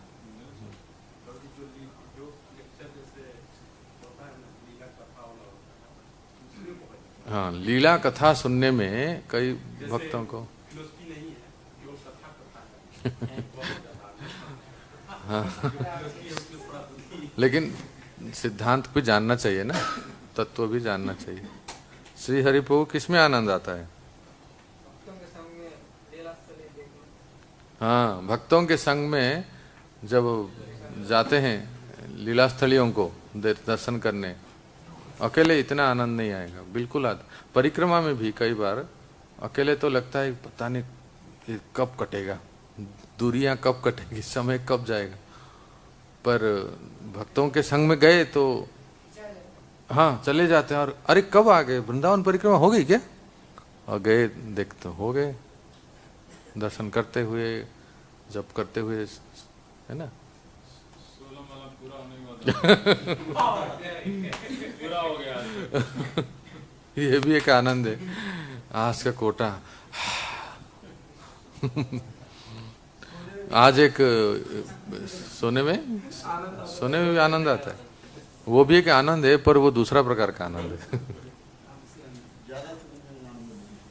हाँ, आज एक पीले भक्त मतलब पीले रंग के वस्त्रधारी भक्त मैं कह रहा हूँ, एक नए भक्त से मैं बात कर रहा था आश्रम में, तो कह रहे थे प्रभु जी आश्रम जीवन में प्रत्येक दिन किसको हम सफलता मानेंगे? वैसे कहा क्या कि ये हो गया तो सफल है। मैंने कहा देखो, सफलता इसको मानेंगे कि आपका सुबह सुबह पेट साफ हो गया, एक नहा धो के सुबह मंदिर में आ गए तो एक टेंशन फ्री, एक बड़ी सफलता ये है। दूसरा है कि आपने कपड़ा धो दिया आज का, सही कह रहा हूँ, आज का कपड़ा आपने धो के रख दिया, मतलब धो डाल दिया। और तीसरी सफलता आपका 16 माला हो गया। बस इतना हो गया तो बस समझ लीजिए कि आज के दिन आज मैं एक सफल व्यक्ति हूँ, आज का कोटा पूरा हो गया। आश्रम में और क्या सफलता है? सुबह आ गए आप, आपका पेट साफ हो गया, कपड़ा धो, आज का कपड़ा धो दिया, अमित धो दिया आज का कपड़ा, इसलिए थोड़ा टेंशन में है। देखो आज का कपड़ा धो दिए और आज का माला हो गया तो बस सफल व्यक्ति है।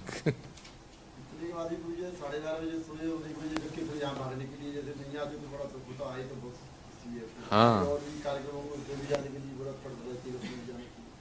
बिल्कुल। देखो सुख जो है ना 3 प्रकार से है। एक है वैषयिकम, ये है किताब में, मैं आपको बताऊंगा आगे है। जो कि अभी जितना भी सुख या आनंद के बारे में आप चर्चा किए ना, वो 3 प्रकार, स्क्रीन पे देखिए।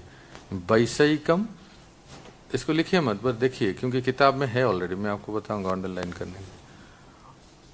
वैषयिकम का अर्थ क्या है? हैप्पीनेस कम फ्रॉम, हाँ, अर्थात हिंदी में बोलिए, भौतिक वस्तुओं से सुख मिलता है, वो एक प्रकार का सुख है। उसमें तो सारा दुनिया, सारा जमाना उसमें ही है ना। वैसे एक सुख में कि भौतिक चीजों से, ये इंद्रिय सुख से सुखी है। उससे बढ़कर एक सुख है, क्या नाम है उसका? ब्राह्मण सुख। ये क्या सुख है? हाँ, ब्रह्म साक्षात्कार का सुख। वो किसको होता है जानते हैं? जैसे ज्ञानियों को। उदाहरण सुखदेव गोस्वामी, 4 कुमार, अरे प्रभु क्या बताऊं आपको, उसमें इतना सुख है कि उसके सामने संसारिक सुख कुछ भी है ही नहीं। वो व्यक्ति इतना तल्लीन रहता है, एकदम अपने इसमें रमे रहता है, आत्मा राम जैसे स्थिति में रहता है, उसके सामने कोई रूप रस, मिस्टर यूनिवर्स, मिस यूनिवर्स, खाने पीने, टीवी, सिनेमा, फलाना ठिकाना कुछ भी लगेगा नहीं उसको, क्योंकि वो एक दिव्य आनंद में रहता है, ब्रह्म सुख है। उससे हजारों करोड़ों गुना श्रेष्ठ है तीसरा ऐश्वरम, हैप्पीनेस फ्रॉम भगवत आनंद, जो है भगवान की प्रेम भक्ति में जो सुख, जो आनंद है ना, उसके सामने ब्रह्म सुख और विषय सुख क्या है? तुच्छ है। कम से कम सिद्धांत थियोरिटिकली जान लिया, प्रैक्टिकल तो अभी तक हुआ नहीं। अब तो हम इसमें ही फंसे हैं। थोड़ा सा कुछ मिल गया तो हाँ हाँ बहुत अच्छा लगता है, कुछ सो गए तो, कुछ देख लिए तो कुछ हाँ बहुत अच्छा लगता है। ब्रह्म सुख तो हम जानते ही नहीं, और भक्ति में तो कुछ अब तक सुख मिला ही नहीं, इसमें ही फंसे। चलिए किताब निकालिए, माइक आज आए ही नहीं, फिर कैसे पढ़ेंगे आप लोग? आप पढ़ो, मदन मोहन को पढ़ो, प्रेम प्रकाश को पढ़िए ना, 8 नंबर पेज, कृष्ण भावनामुत सर्व मंगलकारी सुभदत्त, ऐसे ही पढ़िए, सुनाई दे रहा है। हाँ बोलो। श्री रूप गोस्वामी ने शुभदत्त की परिभाषा दी है। उनका कहना है वास्तविक शुभ का अर्थ है विश्व भर के समस्त लोगों के लिए कल्याणकारी। इस समय लोगों के समूह समान जाति या राष्ट्र के रूप में कल्याण कार्यों में लगे हुए हैं। यहाँ तक कि विश्व सहायता कार्य के लिए संयुक्त राष्ट्र द्वारा भी प्रयास हो रहा है, किंतु सीमित राष्ट्रीय कार्यों के दोषों के कारण सारे विश्व के लिए ऐसे सामूहिक कल्याण कार्यक्रम व्यावहारिक रूप में संभव नहीं है। किंतु कृष्ण भावनात्मक आंदोलन इतना उत्तम है कि यह संपूर्ण मनुष्य जाति को सर्वोच्च लाभ पहुंचा सकता है।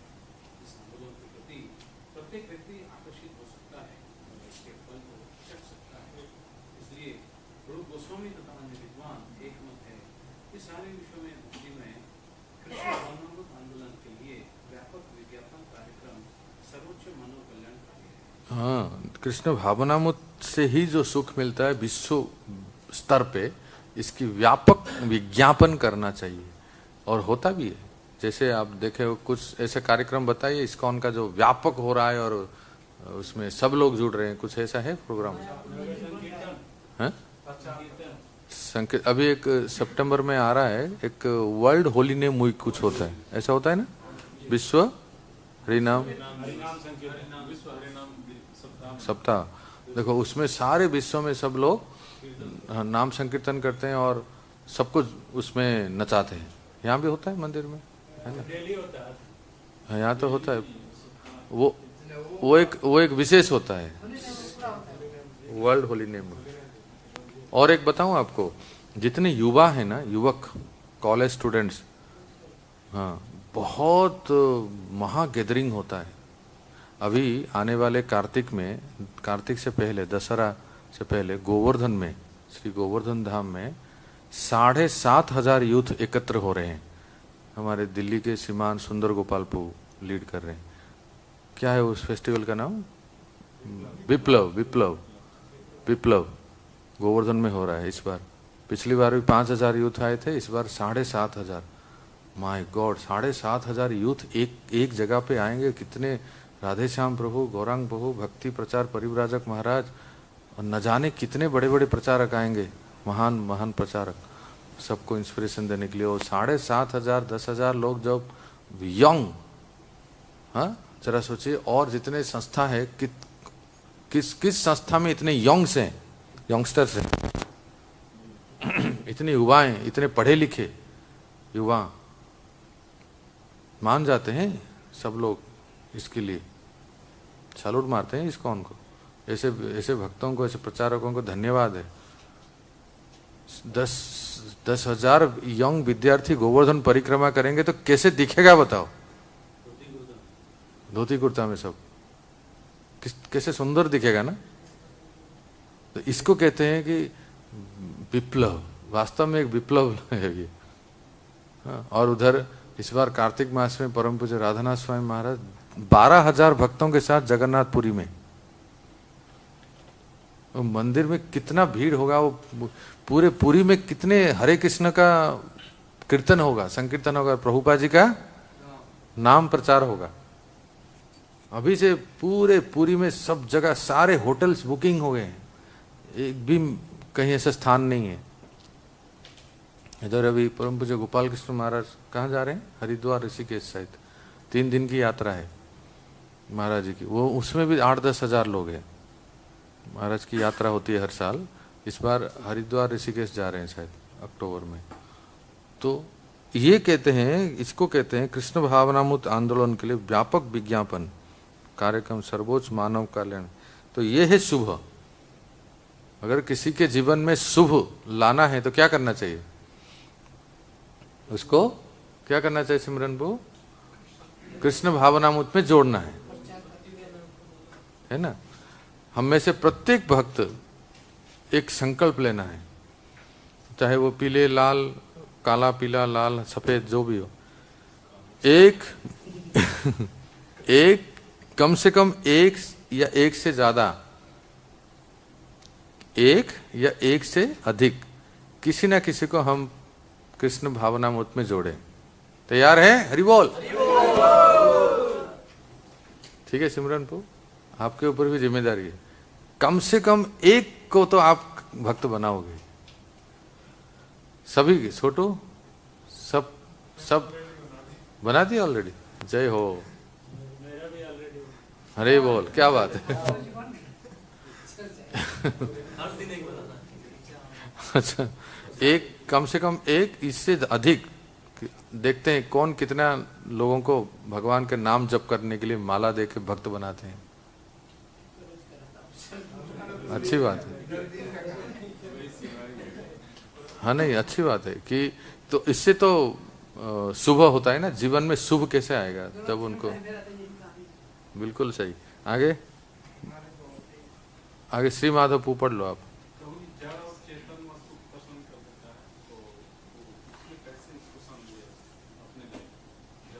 हाँ इसमें आ रहा है वो, इसी में प्रभुपाद जी लिखते हैं, जरा दे देना। श्री माधव पू पढ़ो नेक्स्ट। कृष्ण भावनामृत। कृष्ण भावनामृत आंदोलन किस प्रकार सारे विश्व का ध्यान आकृष्ट कर सकता है और किस तरह हर व्यक्ति इस कृष्ण भावनामृत में आनंद का अनुभव कर सकता है? इसका उल्लेख पद्म पुराण में इन शब्दों में हुआ है, जो व्यक्ति पूर्ण कृष्ण भावनामृत में भक्ति में तत्पर है वह सारे विश्व की सर्वश्रेष्ठ सेवा करता है और हर व्यक्ति को तृप्त करता माना जाना चाहिए। मानव समाज के अतिरिक्त वह वृक्षों का तथा पशुओं तक को प्रसन्न करता है, क्योंकि वे भी ऐसे आंदोलन के प्रति आकृष्ट होते हैं। ये पूछ रहे थे अमल प्रभु, जड़ और चेतन यही है उत्तर। हाँ पढ़िए। इसका जीता जागता उदाहरण भगवान चैतन्य ने प्रस्तुत किया है। जब वे अपने संकीर्तन आंदोलन का प्रचार करने के लिए मध्य प्रदेश में झारखंड के जंगलों से होकर यात्रा कर रहे थे, तब बाघ, हाथी, हिरण तथा अन्य जंगली जानवर उनके साथ हो लिए और अपनी अपनी विधि से नाच कर तथा हरे कृष्ण कीर्तन करके उसमें भाग ले रहे थे। तो हाँ सुना है ना, झारखंड जंगल में कहते हैं, हम तो गए नहीं पर कहते हैं आज भी वो स्थान है। हाँ है ना, कभी मौका मिले तो जरूर जाना चाहिए। आज भी वो स्थान है झारखंड में। गए थे महाप्रभु ने जहाँ सबको नृत्य कराए थे, वो शेर, बाघ, भालू, हाथी, सर्प सबके निशान जो है पत्थर में।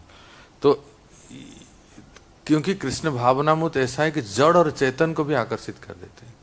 यस्य प्रसन्नो भगवान, बोलिए, गुणैर मैत्री आदिभिर हरि तस्मै नमन्ति भूतानि निम्नम आप इव स्वयं। कहते हैं जैसे पानी ऊपर से नीचे बहता है ना, पानी कैसे बहता है? यह दिखाना पड़ेगा आपको, इसमें कुछ है ही नहीं। महात्मा कुछ है ही नहीं इसमें, दिखाने के लिए भी कुछ है नहीं। पानी ऊपर से नीचे बहता है। उसी प्रकार से कहते हैं ऑल लिविंग बींग्स, सारे जीवात्मा नेचुरली ऑफर रेस्पेक्ट, स्वाभाविक रूप से नमनती, उस व्यक्ति को नमन करते हैं। कौन से व्यक्ति को? जिन्होंने प्रसन्न भगवान हरि, जिन्होंने भगवान को प्रसन्न कर लिया, उनको सभी लोग रेस्पेक्ट देते हैं, सभी लोग नमन करते हैं।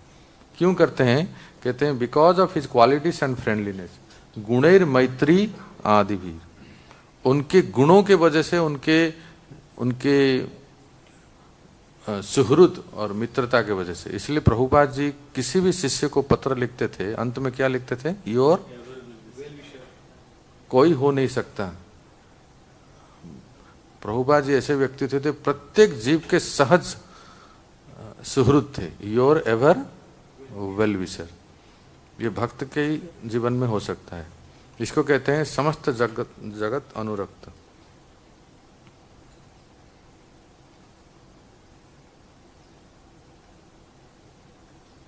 पद्म पुराण के श्लोक से, जैसे अभी आपने पढ़ा पद्म पुराण के श्लोक, श्री माधवपुर ने पढ़ा, ये श्लोक है, ये नार्चित हरिस्तेन तर्पितानि जगन्त्यपि राज्यन्ति जंतवस्तत्र जंगमा स्थावरा अपि। स्थावर जंगम भी उस भक्त के प्रति आकर्षित हो जाते हैं। प्रभुपाद कहते थे महाप्रभु स्वयं भगवान थे, इसलिए शेर, भालू, हाथी, सांप सब आकर्षित हो गए, पर हम तो मनुष्य हैं, इसलिए कम से कम हिप्पी आकर्षित हो गए, हिप्पी बन गए हापी।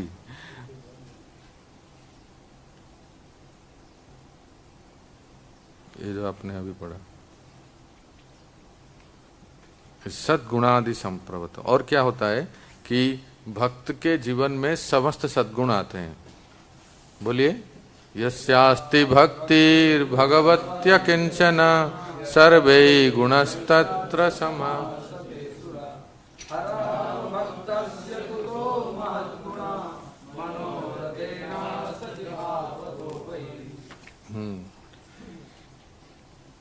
जिस व्यक्ति की भगवान में कैसी भक्ति होती है, कौन सी भक्ति लिखा है श्लोक में? अकिंचना भक्ति, या और क्या भक्ति?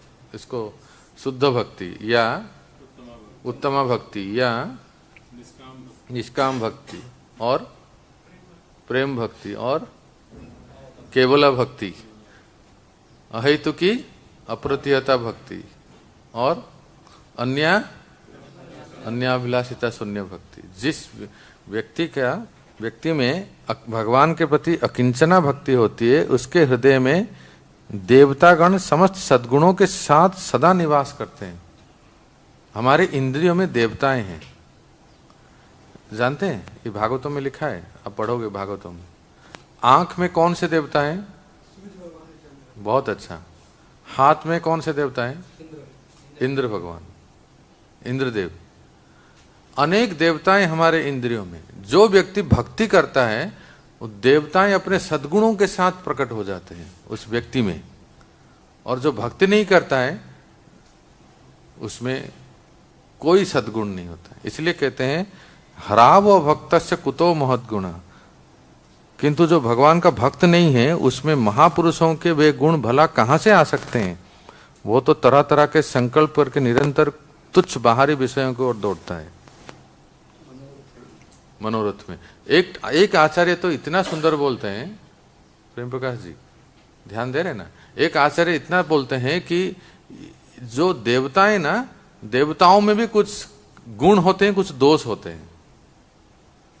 देवता भी एक श्रेष्ठ जीव के हैं, भगवान तो है नहीं ना।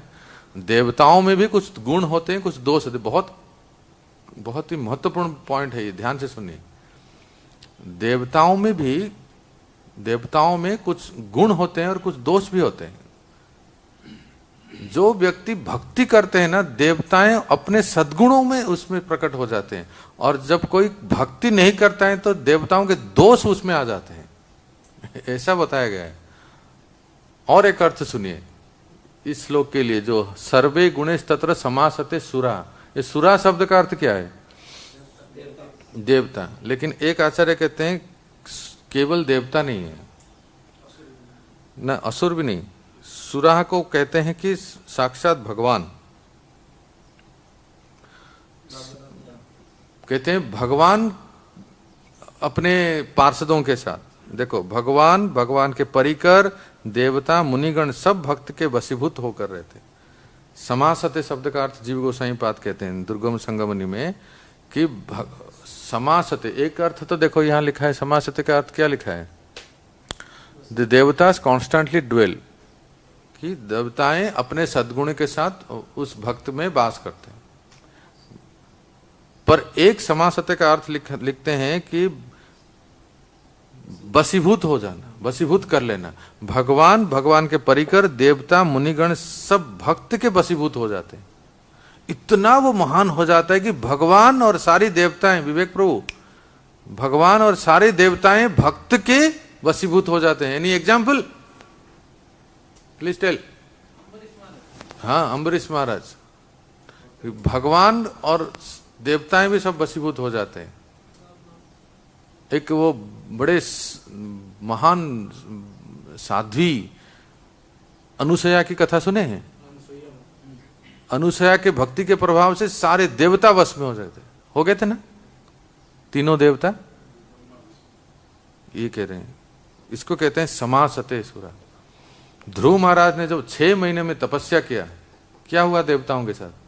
कांपने लगे सभी, सांस रुक गया पूरे ब्रह्मांड में। इसी मधुबन में, आपके ब्रजमंडल में, सारे कोई सांस भी नहीं ले पाए, सारा जो वायुमंडल एकदम रुद्ध हो गया। देवताएं भी वश में हो जाते हैं भक्त के, तो इसको कहते हैं समासते सुरा।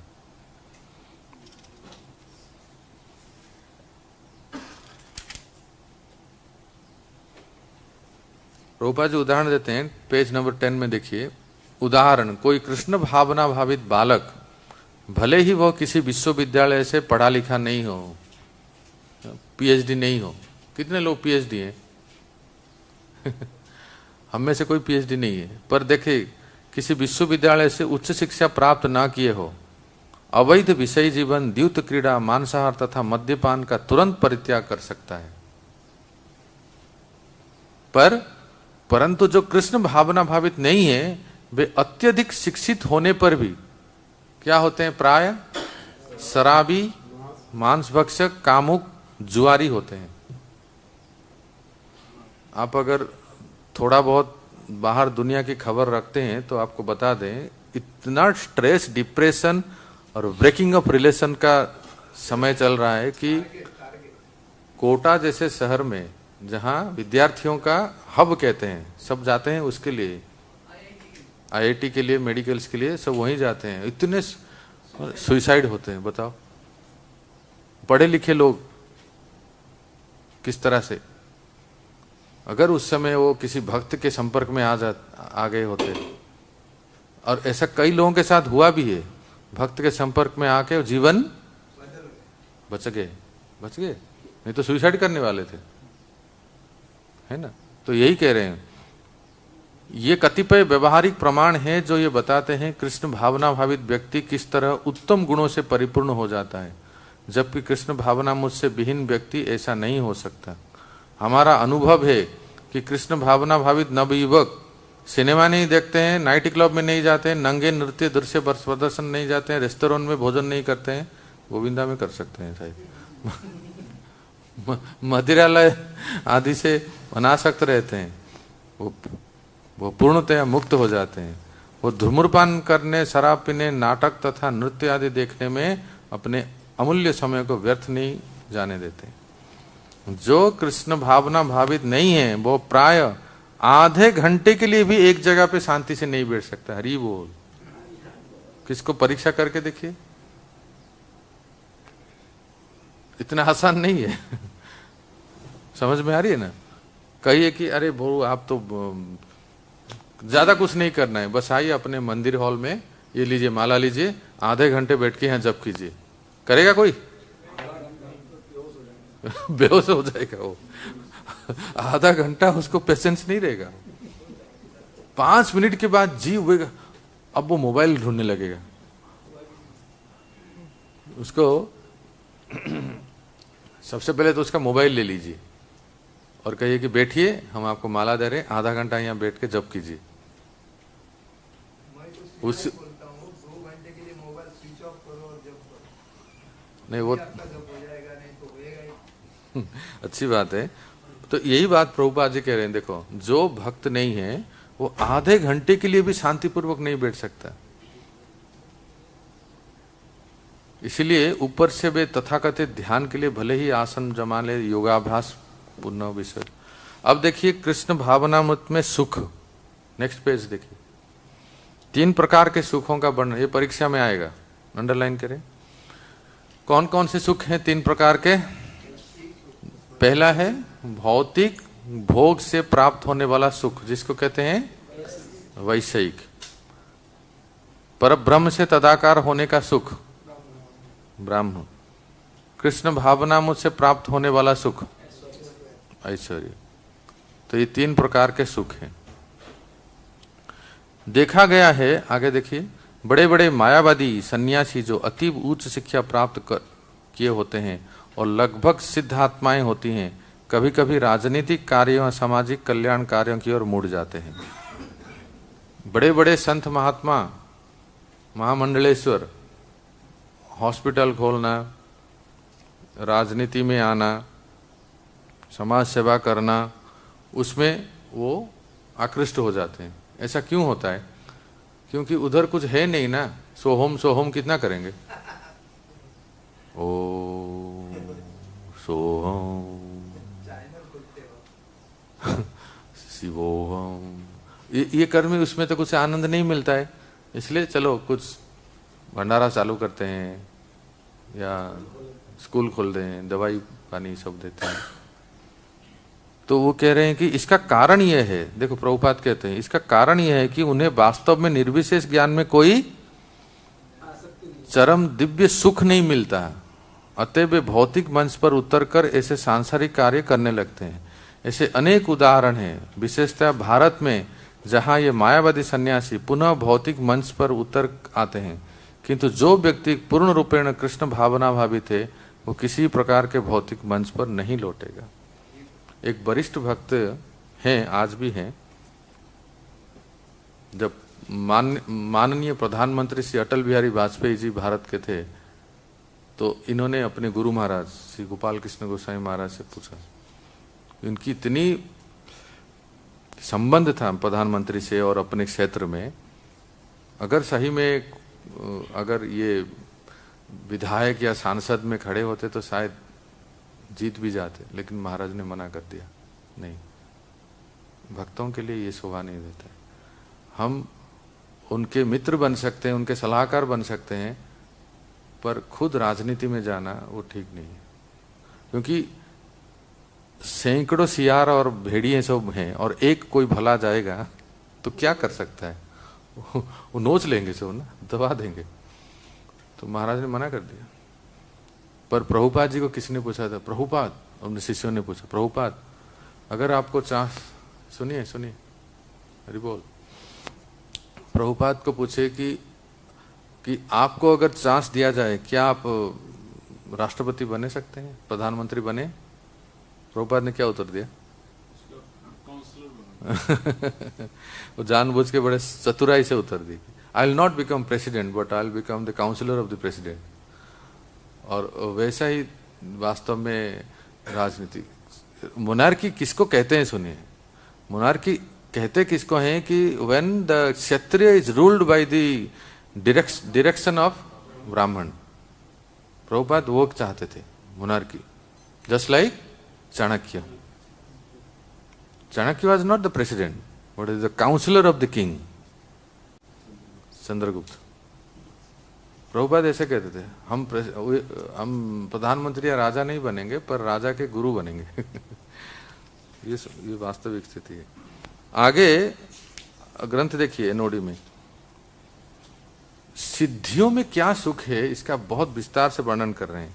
अणिमा सिद्धि, लघिमा सिद्धि, प्राप्ति, ये सब, ये जो 12 नंबर पेज है और 13 नंबर पेज, ये आपके लिए होमवर्क है कि आप इसको पढ़ेंगे। ये सिद्धियों में क्या क्या, कैसे क्या क्या सिद्धि है और उसमें क्या उपलब्धियां हैं, प्रभुपाद उसको बहुत विस्तार से वर्णन करते हैं। अष्ट सिद्धि होते हैं ना, अष्ट सिद्धि नवनिधि के दाता, असवर दीन जानकी माता, सदा रहो। तो अष्ट सिद्धि क्या है, ये सब इसमें दिया गया है, थोड़ा पढ़ेंगे। फिर आगे कहते हैं हरि भक्ति सुधोदो में कहा गया है, अंत में देखिए, महान भगवत प्रहलाद महाराज ने नृसिंह देव से प्रार्थना की, हे प्रभु आपके चरण कमलों में मेरी यह बारंबार विनती है कि मेरी भक्ति दृढ़ से दृढ़तर हो। मेरी यही प्रार्थना है कि मेरा कृष्ण भावना में अधिक प्रबल और स्थायी हो।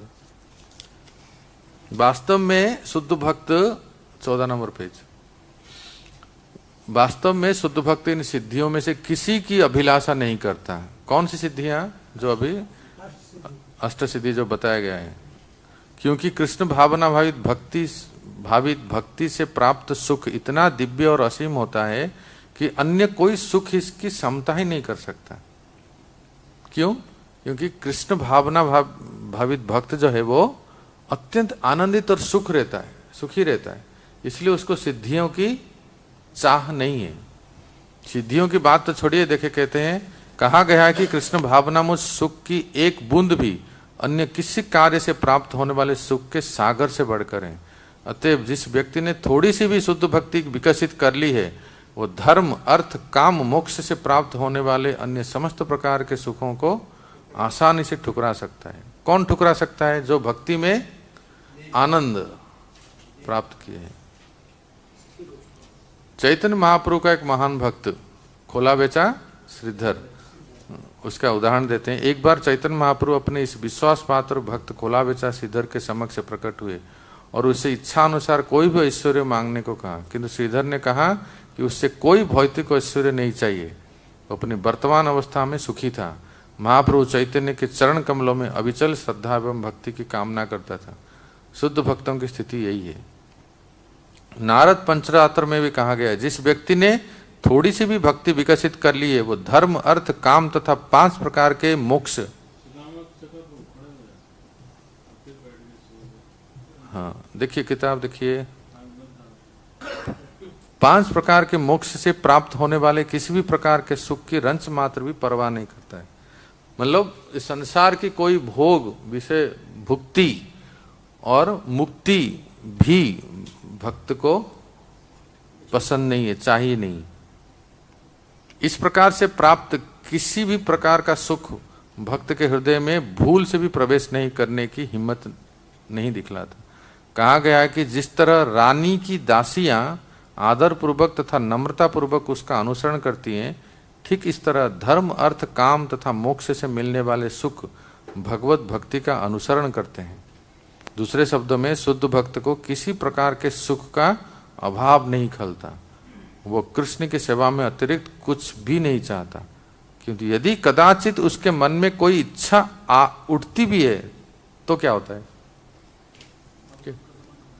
भगवान भक्त को मांगे बिना उससे पूरी कर देते हैं।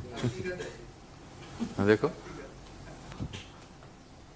एक तो कहते हैं कि कोई इच्छा इतना कामना होती नहीं है, क्योंकि वो भक्त अपनी भक्ति में सेवा में तल्लीन रहता है। अगर मान लो कोई इच्छा प्रकट हो गई तो भगवान भक्त के मांगे बिना ही उसे पूरा कर देते हैं, है ना।